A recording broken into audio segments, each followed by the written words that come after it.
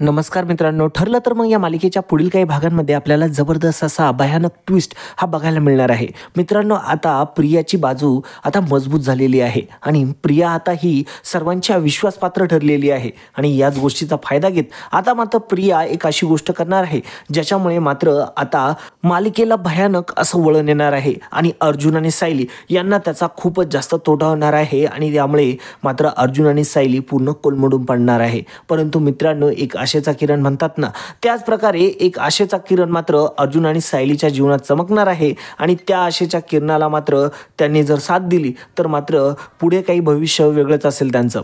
तर मित्रांनो, जर जाणून घ्यायचं असेल तर पुढे काय होणार आहे तर हा व्हिडिओ शेवटपर्यंत नक्की बघा. या व्हिडिओमध्ये आपण संपूर्णरित्या पूर्णपणे माहिती देणार आहोत की पुढे नेमकं काय होणार आहे. आणि मित्रांनो, तुम्ही व्हिडिओला लाईक करत नाही, लाईक करायला विसरत जाऊ नका. आमच्यासाठी तुमचा एक लाईक हा अत्यंत महत्त्वपूर्ण आणि खूप व्हॅल्युएबल आहे. त्याच्यासाठी मित्रांनो, तुम्ही लगेचच व्हिडिओला लाईक करा, सोबतच चॅनलला सबस्क्राईब करायला मात्र अजिबात विसरू नका, जेणेकरून तुम्हाला व्हिडिओचे लेटेस्ट अपडेट आपल्या चॅनलवरती रेग्युलरली मिळत जातील. चला तर मित्रांनो, वाट कसली बघताय, व्हिडिओला सुरुवात करूया. मित्रांनो, आता मालिकेमध्ये आपल्याला बघायला मिळतंय की प्रिया कशा प्रकारे प्रत्येकाचं मन हे तिच्या बाजूने वळवून घेते आणि कशा प्रकारे अर्जुन आणि सायली यांनी किती मोठं पाप केलंय, यांनी किती मोठा गुन्हा केलाय हेच पटवून देण्याचा ती प्रयत्न करते. आणि मित्रांनो, खरंच याच गोष्टीमध्ये तिला यश मिळणार आहे. कारण की मित्रांनो, आता अर्जुनही काही बोलू शकत नाहीये आणि सायलीही काही बोलू शकत नाही आणि ते कोणत्याही प्रकारे आता गैरसमज निर्माण जो झालेला आहे सर्वांमध्ये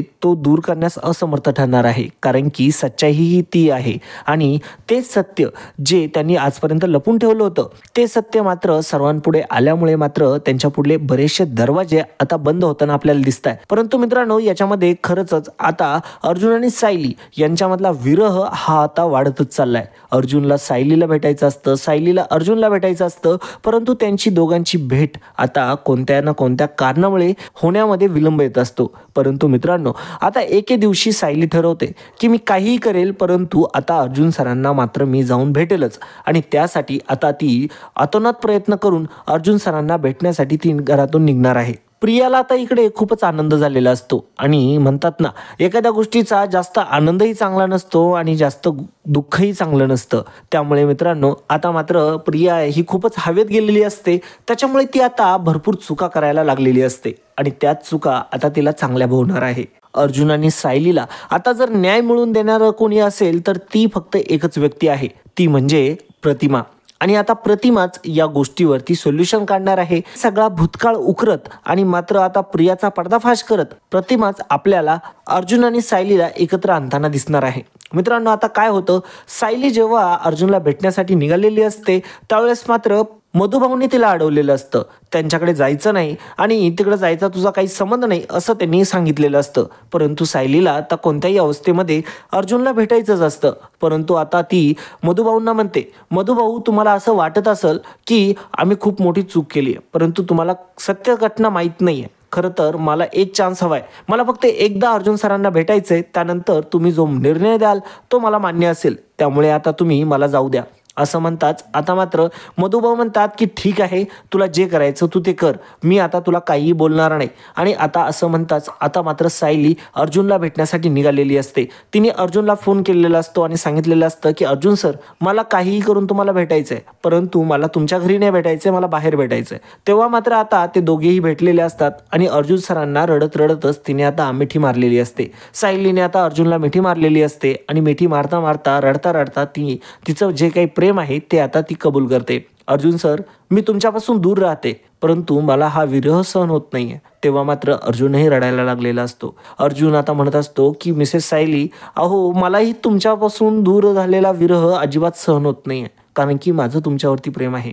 तेव्हा मात्र सायली खूप खुश होते. सायली म्हणते, काय बोललात सर तुम्ही? अहो माझंही तुमच्यावरती खूप प्रेम आहे सर, मला खरंच कळालं नाही कधी माझं तुमच्यावरती प्रेम होऊन गेलं, परंतु माझं खूप प्रेम आहे तुमच्यावरती. तेव्हा अर्जुनही हेच बोलू लागतो आणि दोघेही आता रडत रडत एकमेकांना मिठी मारतात आणि म्हणतात की खरंच खरंच आपली चूक झाली, आपण आपले कॉन्ट्रॅक्टचे पेपर बनवले आणि आता मात्र दोघेही विचार करत असतात आणि म्हणत असतात की आता काहीही करून आपल्याला हे पेपर्स जे काही सर्वांसमोर आलेत त्यांना आता खोटं सिद्ध करायचं आहे आणि आपण पुन्हा एकदा लग्न करायचं आहे. तेव्हा मात्र सायली म्हणत असते की ग्रेट आयडिया, आपण पुन्हा एकदा लग्न करूया आणि घरच्यांच्या समोर करूया आणि घरच्यांकडे मागणी घालूयात आता आणि रीतीने लग्न करूया. कारण की आपल्या दोघांचं जे प्रेम झाले निर्माण हे सुद्धा आपल्या घरच्यांना आपल्याला दाखवणं गरजेचं आहे. आपण प्रेमाचं कधी नाटक केलं नाही, जे काही होतं ते नॅचरल होतं आणि ते नाटक करता करता कधी खरं प्रेम होऊन गेलं ते कधी कळालंच नाही. या गोष्टीची सगळ्यांना आता जाणीव करून देऊया. आणि आता अर्जुन आणि सायली लगेचच दोघेही अन्नपूर्णा निवासकडे जाण्यासाठी रवाना होतात आणि लगेचच ते आता पूर्णा आजीला भेटण्यासाठी घरात आलेले असतात. पूर्णा आजी म्हणते, थांब सायली, तिथेच थांब, अजिबात घरात येण्याचा काही संबंध नाही तुझा. तेव्हा मात्र सायली म्हणत असते, अर्जुन म्हणत असतो की पूर्णा आजी, अगं आम्हाला तुझ्याशी काहीतरी बोलायचंय. तरी देखील आता पूर्णा आजी काय ऐकायला तयारच नसते. पूर्णा आजी म्हणत असते की नाही, मला तुमचं काही एक ऐकायचं नाहीये, तुम्ही अजिबात घरात यायचं नाही दोघांनी. आणि सायली, तू तर अजिबातच घरात यायचं नाही. आणि आता कल्पना देखील तिथं आलेली असते आणि कल्पना प्रचंड चिडते आणि म्हणते की सायली, तू आता चालती हो इथून. तुला मी सांगितलं ना, माझ्या डोळ्यासमोर येऊ नको, माझ्या नजरेसमोर सुद्धा येऊ नको, तरी देखील तू इथं आलीस. अगं मी तुला सांगितलंय, तू अजिबात इथे यायची काही गरज नाहीये. तेव्हा मात्र सायली म्हणत असते, नाही आई, माझं ऐकून तर घ्या, अहो मला काहीतरी सांगायचं तुम्हाला. तेव्हा मात्र कल्पना म्हणत असते की काही सांगायची गरज नाहीये, तुम्ही ऑलरेडी जे काही सांगितलंय ना ते आम्हाला समजलंय आणि आता आम्ही तुमच्या भूलथापांना बळी नाही पडणार आणि जे काही झालंय ना ते खूप झालंय. आता तू तुझ्या रस्त्याने चालती हो. आता प्रत्येक जणच बोलत असतं, मध्येच आता अस्मिता येते. अस्मिता म्हणत असते की या सायलीला ना काहीतरी थेरं करायला नेहमीच जमतात आणि आली आता परत थेरं करायला. निघ आता इथून घराच्या. तुला एवढं पूर्ण आजी आई सांगताय ना निघून म्हणून, तर तू निघ ना इथून, तू इथं कशाला उभी आहेस. तेव्हा मात्र आता अस्मिताला खूप राग आलेला असतो आणि अस्मिता असं बोलत असते, परंतु पूर्ण आजीला तर भयंकर राग आलेला असतो. पूर्ण आजी म्हणते की तुला सांगितलं ना, इतक्या खाल्ल्या लेवलला मी बोलले तरी देखील तुझी कशी काय हिंमत झाली इथे यायची. तेव्हा मात्र अर्जुन म्हणत असतो की पूर्ण आजी, अगं माझं एकदा ऐकून तर घे. अगं इतक्या दिवस तिने या घरामध्ये काढले, इतकं काही केलं तिने, ते तुम्हाला नाटकं वाटतंय सगळे. असं कसं शक्य आहे, माणूस एका लेवलपर्यंत नाटक करेल पण त्याच्यापुढे कसं. तेव्हा मात्र पूर्णाजी म्हणत असतं की काय बोलतोय अर्जुन तू. तेव्हा मात्र आता अर्जुन सांगत असतो, नाही पूर्णाजी, तुला जो झालाय तो गैरसमज झालाय. हा मला मान्य आहे की हे कॉन्ट्रॅक्ट पेपर होते, परंतु तुला जे माहिती नाहीये ना ते आम्हाला तुला सांगायचंय. तेव्हा मात्र आता पूर्ण आजी म्हणत असते की काय सांगायचंय. तेव्हा मात्र आता पूर्ण आजीला तो म्हणत असतो की त्यासाठी सायलीला घरामध्ये यावं लागेल आणि तुला तिला घरामध्ये प्रवेश करूनच द्यावा लागेल, कारण की ती या घरची सून आहे. तेव्हा मात्र कल्पना ओरडते आणि म्हणते, अर्जुन तुझी हिंमत कशी झाली हिला घराची सून म्हणायची, मला अजिबात मान्य नाहीये हे. तेव्हा मात्र अर्जुन म्हणत असतो की आई जरा ऐकून तर घे. अगं मामा, मी तुला जे काही सांगतोय ना त्याचं एकदा तरी ऐकून घे, तर हा गैरसमज दूर होईल. तेव्हा मात्र लगेचच आता अर्जुन आणि सायली दोघेही घरात आलेले असतात आणि आता कल्पनाने ऐकलेलं असतं आणि तिनेही परवानगी दिलेली असते की ठीक आहे तुम्ही या घरामध्ये. आणि मग त्यामुळेच आता अर्जुन आणि सायली दोघेही पूर्णाजी जवळ जातात आणि मात्र आता ते सगळा प्रकार सांगायला सुरू करतात. तेव्हा सायली आता रडत म्हणत असते, पूर्णाजी खरंच मला यासाठी तुमची खूप माफी मागावीशी वाटते की मी तुम्हाला खूप दुखवलं, परंतु जे तुम्हाला माहिती नाहीये ते मला तुम्हाला सांगितल्याशिवाय मला इथून जाणं योग्य वाटलं नाही, म्हणून मी पुन्हा आले आणि ते सत्य मला तुम्हाला सांगायचंय म्हणून मी इथं आली आहे. तेव्हा मात्र लगेचच पुन्हा आजी म्हणत असते की काय आहे ते नीट बोल आणि व्यवस्थित बोल, रडायची आणि लगळपगळ करायची काही गरज नाहीये, मला काय मायेचा पाजर फुटणार नाहीये आता. तेव्हा मात्र सायली म्हणत असते की मला मान्य आहे पूर्ण आजी, मला माहिती आहे तुमच्या मनामध्ये जो राग निर्माण झालाय, तुमच्या मनामध्ये माझ्याविषयी जो द्वेष आहे, तुम्हाला ज्या गोष्टीचा त्रास झालाय त्या गोष्टीची मला पूर्णपणे जाणीव आहे आणि मला खात्री आहे की तुम्ही जेव्हा हे सत्य जाणून घ्याल तेव्हा मात्र तुमच्या मनामध्ये खूप गोष्टी बदलतील, तुमचा बघण्याचा दृष्टिकोन बदलेल. कारण की सत्य असं आहे की ते तुम्हाला समजल्यानंतर मात्र तुम्ही सुद्धा मला या गोष्टीवरती एकदा विचार करायला बोलाल आणि तुम्ही सुद्धा मला माफ कराल. तेव्हा मात्र पूर्णाजी म्हणत असते की ठीक आहे बोला. तेव्हा मात्र अर्जुन म्हणत असतो की पूर्णाजी, हे बघ आता जे तुला काही सांगतो आम्ही त्यापैकी एकही गोष्ट खोटी नाहीये. सुरुवातीला जेव्हा सायली सिनियरच्या ऑफिसमध्ये कामाला होती तेव्हा मात्र तिथे ती माझी असिस्टंट होती, तेव्हा ती माझ्या इथे कामाला होती आणि त्यावेळेसच मला तिला मदत करावीशी वाटली. तेव्हा मात्र माझ्या मनात तिच्याविषयी काहीही प्रेम नव्हतं किंवा तिच्या मनात माझ्याविषयी काहीही प्रेम नव्हतं. असं आमचं एकमेकांविषयी काही नसताना देखील आम्ही हा निर्णय घेतला, कारण की तुझा हट्ट चालला होता, लग्न कर लग्न कर लग्न कर लग्न कर म्हणून. तेव्हा मात्र कोणत्याही प्रकारची प्रियाचा देखील हस्तक्षेप नव्हता, काही नव्हता. त्याच्यानंतर तो हस्तक्षेप झाला. तू आधीपासून म्हणत होती आणि नंतरून जेव्हा प्रिया तुला भेटली तेव्हा मात्र तू माझ्या मागेच लागली. मला तर काय प्रियाशी लग्न करायचं नव्हतं आणि त्यामुळे माझ्याकडे दुसरा मार्गही नव्हता. मी नाटक करायचं ठरवलं. मी माझ्या मनाच्या मुलीसोबत लग्न करतोय असं जेव्हा तुला समजेल तेव्हा मात्र तू एक ना एक दिवस मला माफ करशील आणि मला पुन्हा पदरात घेशील याची मला खात्री होती. तेव्हा सायली सांगू लागते, पूर्णाजी मला खरंच माहिती आहे की तुम्हाला माझा राग आलेला आहे, परंतु पूर्णाजी मी तुम्हाला एक गोष्ट सांगू, त्यावेळेस खरंच माझ्याकडे पैसे नव्हते, माझ्याकडे काहीही नव्हतं आणि मधुभाऊंना सोडवण्यासाठी माझ्याकडे कोणताही मार्ग नव्हता. माझ्याकडे पैसे ना काही कोणाचा विश्वास ना कोणाचा काही संबंध आणि आमच्याकडे खरंच जेमतेम पैसे राहायचे आणि त्याच्यामुळे मला काही करता येत नव्हतं. मी ना कोणत्या वकिलाला हायर करू शकत होते ना काही. म्हणून मी अर्जुन सरांनाच विचारलं. अर्जुन सरांनी जी अट ठेवली माझ्या पुढे त्याला मी होकार दिला, कारण की माझ्याकडे दुसरा कोणताही पर्याय नव्हता. त्यांची फी भरण्याचे पैसे देखील नव्हते माझ्याकडे. आणि मग मी या कॉन्ट्रॅक्ट मॅरेजमध्ये पडले.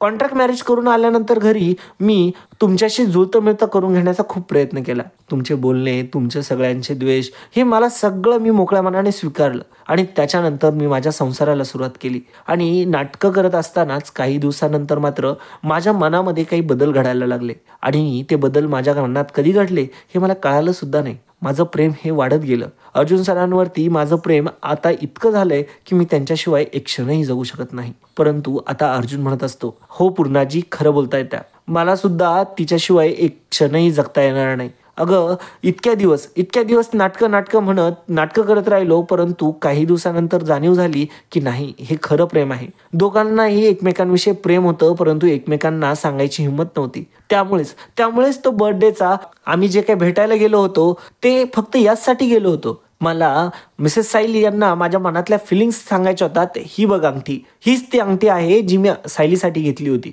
आणि सायली म्हणत असते की हो पूर्णाजी, मी त्यांना माझ्या मनातल्या ज्या फिलिंग्स आहेत ते सांगण्यासाठीच त्यांना तिथं बोलवलं होतं. परंतु आता मला खरंच हे कळत नाहीये की आता मी हे तुम्हाला कसं पटवून देऊ. दुसरीकडे मात्र प्रिया आणि प्रतिमा हे दोघीही इकडे सुभेदारांच्या घरी येणार असतात आणि त्याच्यासाठी त्या तिकडून निघालेल्या असतात. प्रियाने मस्तपैकी प्लॅन बनवलेला असतो. आता मात्र स्वतःच्याच लग्नाची बोलणी आता पूर्ण आजीला करायची याच्यासाठी तिने प्रतिमाला मनवलेलं असतं. प्रतिमाला तिने असं सांगितलेलं असतं, अगं बघ ना, सुभेदारांच्या घरामध्ये किती दुःख आहे आणि किती त्यांना त्रास होतोय. हे बघ, तसंही माझं लग्न अर्जुन सोबत ठरलेलं आहे, तेव्हा मला त्याच्याशी लग्न करायला काही अडचण नाही.